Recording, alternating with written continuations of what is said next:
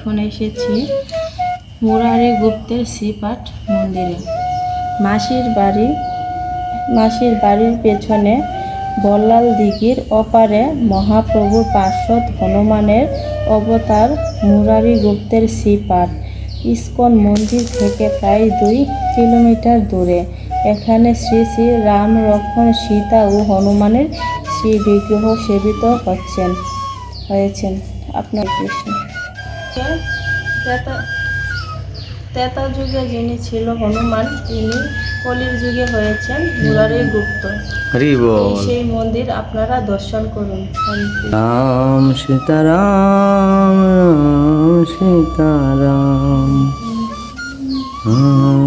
সীতারাম, জয় সীতারাম। এই সেই রাম ভক্ত হনুমানের কলির যুগে মুরারি গুপ্ত হয়ে জন্মগ্রহণ করেছেন। এটা সেই পুণ্যভূমি, মুরারি গুপ্ত জন্মস্থান। আপনারা সবাই এটা হলো মায়াপুর ইস্কন মন্দিরের পাশে। আপনারা অবশ্যই এসে শুদ্ধ ভক্তকে দর্শন করবেন। ত্রেতা যুগে ছিলেন হনুমান, এখন হয়েছে মুরারি গুপ্ত। আপনার কলির যুগে অবতার করেছিলেন গৌরাঙ্গ মহাপ্রভু।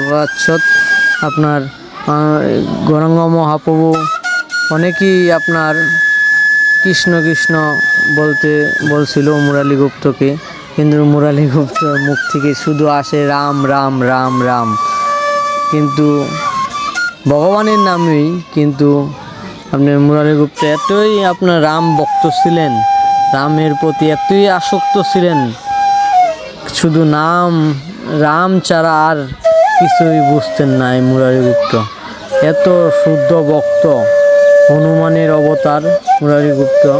আপনারা অবশ্যই এসে দর্শন করবেন। মায়াপুর ইস্কন মন্দিরের পাশে 10 টাকা নেবে আপনার গাড়ি ভাড়া। অবশ্যই আপনারা মন্দিরে এসে দর্শন করবেন। রাধে রাধে ভক্ত সজ্জন। দেখুন কি অপূর্ব এখানে সিনারি গড়ে তুলেছে। আপনারা সবাই মুগ্ধ হয়ে যাবেন এই কাজ দেখে। রাধে রাধে ভক্ত সজ্জন। আপনারা অবশ্যই সবাই মন্দিরে এসে খুঁটে খুঁটে আপনারা মাহাত্ম্যগুলি এখানে লেখা আছে, আপনারা পড়বেন আর অবশ্যই দেখবেন। দেখুন কি অপূর্ব সিনারি। হরি বল, রাধে রাধে ভক্ত সজ্জন।